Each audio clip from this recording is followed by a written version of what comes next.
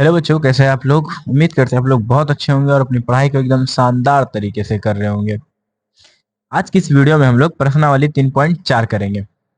प्रश्नावली 3.4 बहुत ज़्यादा इंपॉर्टेंट है।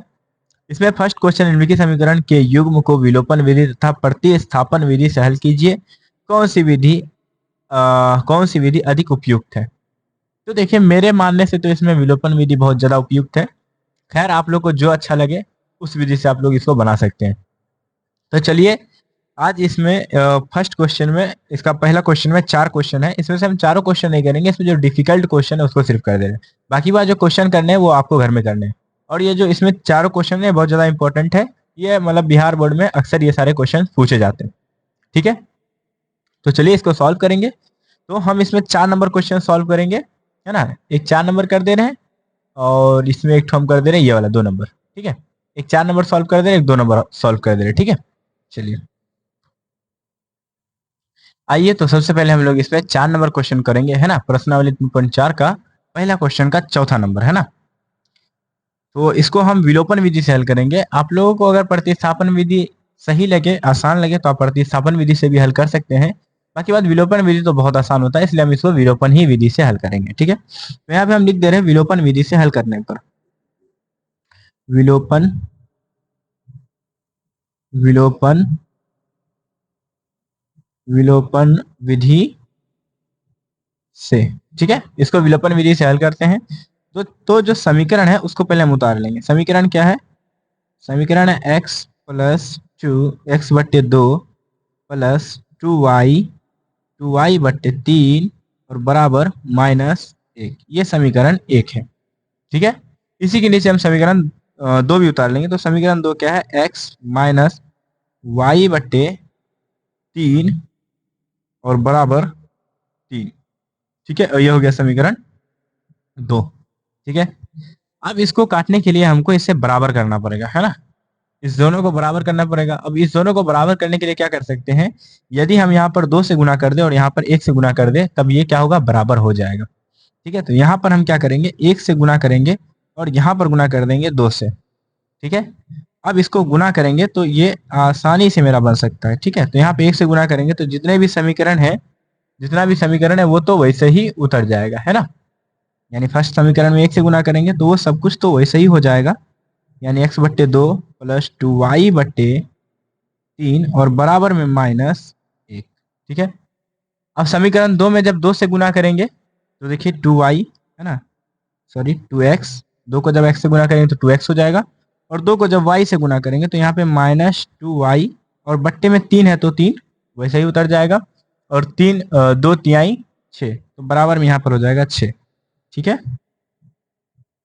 अब क्या करना है? अब देखिए, इसमें आपको कुछ कटने वाला दिख रहा होगा। यानी एक प्लस में और एक माइनस में, एक प्लस में एक माइनस में, ये तो कट जाएगा, ये कट जाएगा और ये कट के 0 हो गया। ठीक है, अब क्या करना है? x/2 में 2x को जोड़ना है ना। x/2 में जोड़ना है हमको 2x को, है ना। बट्टे में 1 लिख सकते हैं और बराबर में देखिए एक प्लस में और ये एक माइनस में है। तो जब विपरीत चिन्ह होता है तब घटता है। तो यानी जब 6 में से 1 घट जाएगा तो बचेगा 5। ठीक है, 6 में से 1 घट जाएगा तो बचेगा 5। अब इसको जोड़ते हैं तो इसको अगर भिन्न का जोड़ करेंगे तो लघुत्तम तो 2 हो जाएगा और यहाँ पर 2 मिल गया तो यहाँ पर सिर्फ x। और यहाँ पे जब 1 से 2 में भाग देंगे तो 2 होगा और 2 को 2 से गुना कर देंगे तो 4x बराबर यहाँ पर हो जाएगा 5/1। ठीक है, 5/1 हो गया। अब इसको इसको थोड़ा सा और हल करते हैं। तो जब हम क्या करेंगे? जब हम करेंगे इसमें क्या करेंगे? हाँ, x में 4x को जोड़ देंगे। x में 4x को जोड़ेंगे तो यहाँ पे हो जाएगा 5x/2 और बराबर 5/1। ठीक है, यहाँ तक हो गया। अगर अब हम इसमें कुछ कुछ देखना चाहें तो एक चीज हमको मिलेगा कि ये गुना में है इस साइड और ये भी है, तो हम इसको डायरेक्ट काट सकते हैं ना। बराबर की साइड भी गुना में रहता है और बराबर की साइड भी गुना में रहता है, तो वो कट जाता है। यानी 5 से ये 5 कैंसिल हो जाएगा, बचेगा यहाँ पर x/2 और यहाँ पर 1/1। ठीक है, क्या बचा है यहाँ पर? यहाँ पे बचा है x/2, है ना। यहाँ बचा x/2 और इधर बचा 1/1, तो बराबर में यहाँ बच जाएगा 1/1। तो x को जब हम 1 से गुना करेंगे तो x हो जाएगा और बराबर में जब 2 को 1 से गुना करेंगे तो 2 हो जाएगा। ठीक है, यहाँ तक तो सिंपल है।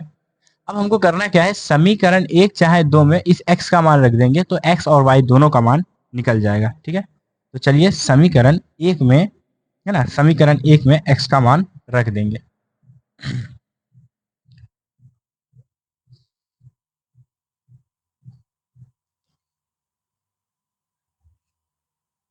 चलिए यहाँ पे पहले समीकरण 1 उतार लेते हैं ना, समीकरण 1 उतार लेते हैं। समीकरण 1 क्या था, पहले उसको उतार लें।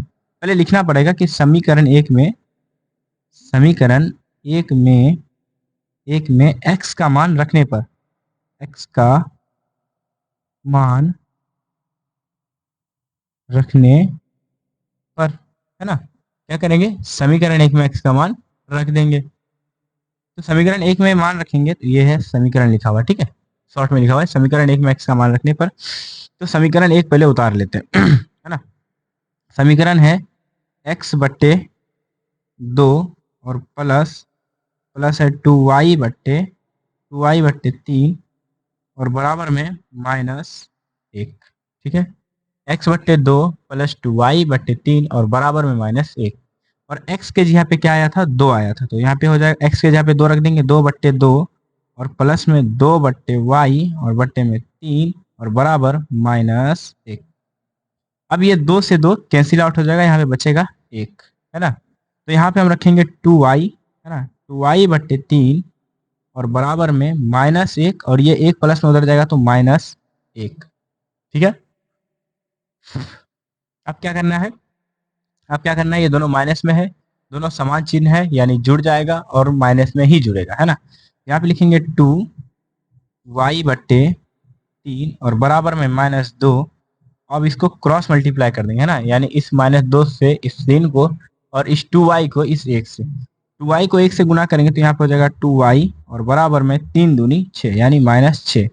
और y बराबर में ये गुना में है तो उधर जाएगा तो बराबर के उस साइड जाएगा तो भाग में चल जाएगा, 2 इकाई 2 और 2 तिहाई 6, 2 इकाई 2 और 2 तिहाई 6 यानी y बराबर क्या निकल गया हमको, -3। ठीक है, y बराबर क्या निकल गया, -3।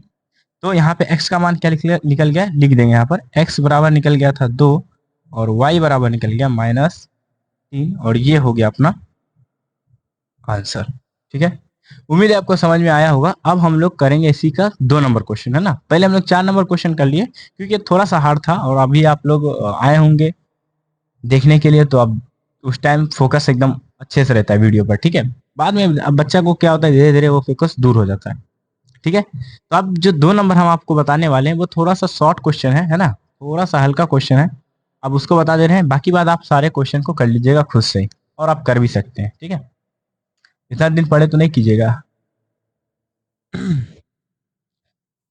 सेकेंड नंबर क्वेश्चन है 3x + 4y, 3x + 4y बराबर 10, है ना।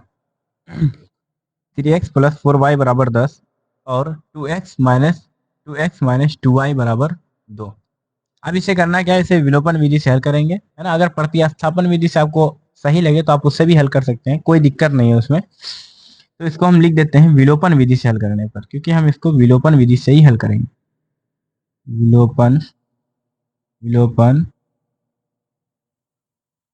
विधि से, विलोपन विधि से यानी कि गायब करना, है ना। विलोपन विधि का मतलब होता है गायब करना। चलिए यहाँ पे समीकरण 1 उतार लेते हैं पहले, 3x + 4y बराबर 10 और 2x - y बराबर 2। समीकरण 1 ये है और समीकरण 2 ये है। ठीक है,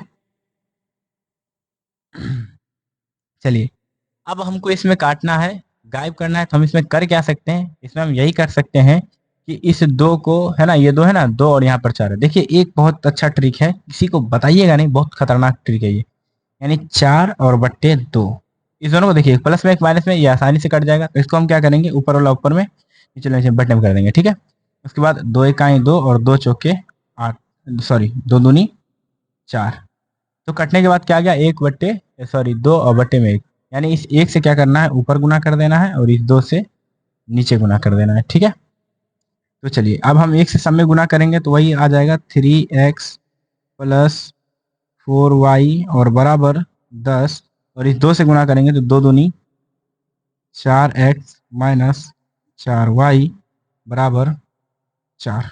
ठीक है, चलिए आप देखिए इसमें कुछ कटने वाला आप लोग को दिख रहा होगा, कुछ तो कटने वाला दिख ही रहा होगा। ये 4y कट जाएगा, एक प्लस में एक माइनस में।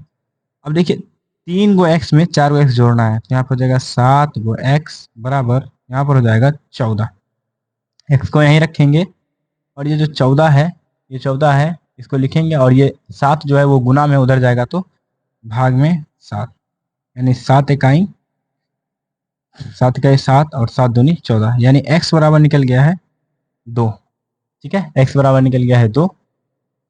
अब करना क्या है इसमें हमको, समीकरण 1 में चाहे 2 में x का मान रखेंगे और उसके बाद क्या, y का भी मान निकल जाएगा। तो यहाँ यहीं पे हम कर ले रहे हैं, है ना, पेज पलटने से क्या फायदा। यहाँ पे लिख लेते हैं समीकरण 1 में x का मान रखने पर, x का मान रखने पर, ठीक है, समीकरण 1 में x का मान रखने पर। समीकरण 1 क्या है, समीकरण 1 देखिए यहाँ पे लिखा हुआ है 3x प्लस 4y और बराबर 10। x की जगह पे 2 है, क्या करेंगे 3 गुने 2 प्लस 4y बराबर 10, और यहाँ पर 6 प्लस 4y बराबर 10, और यहाँ पे हम 4y को यहीं पे ऐसे ही रख लेंगे 6 प्लस में उधर जाएगा तो माइनस में 10 माइनस 6, और y बराबर हो जाएगा, यहाँ पे 10 में से 6 घटेगा तो बचेगा 4, और ये 4 गुना में था, यहाँ चल जाएगा तो भाग में 4, है ना। तो 4 से 4 कैंसिल हो जाएगा, तो y बराबर क्या निकल जाएगा, y बराबर निकल जाएगा आपको, y बराबर x बराबर क्या निकल गया था 2 और y बराबर 1, और ये आपका हल हो गया, ये हो गया आंसर। ठीक है, तो फिर मिलते हैं नेक्स्ट वीडियो में, और 3.4 के इम्पोर्टेंट क्वेश्चन को हम कराते हैं और कराएंगे, और अभी है ना, अब इसमें इम्पोर्टेंट में बस 3-4 क्वेश्चन और बचा है, उसको भी करा देंगे। ठीक है, बाकी बात जो क्वेश्चंस 2 क्वेश्चन हम छोड़ दिए उसको आप घर में बनाने के प्रयास कीजिएगा, नहीं बनेगा तो आप हमको कमेंट कीजिएगा, हम आपको सॉल्व उसका भी वीडियो बना के सॉल्व करवा देंगे। ठीक है, अगर हम सारे क्वेश्चन को इसी वीडियो में लेना चाहें तो बहुत ज़्यादा लंबा वीडियो हो जाएगा और फिर आप लोग का मन भी नहीं लगेगा, है ना। तो जितना क्वेश्चन दे रहे हैं उसको, जितना क्वेश्चन यहाँ पे हम आपको समझा रहे हैं वो आप समझ समझ के बनाइए और उसको रिवीजन करिए। ठीक है, तो मिलते हैं अगली वीडियो में।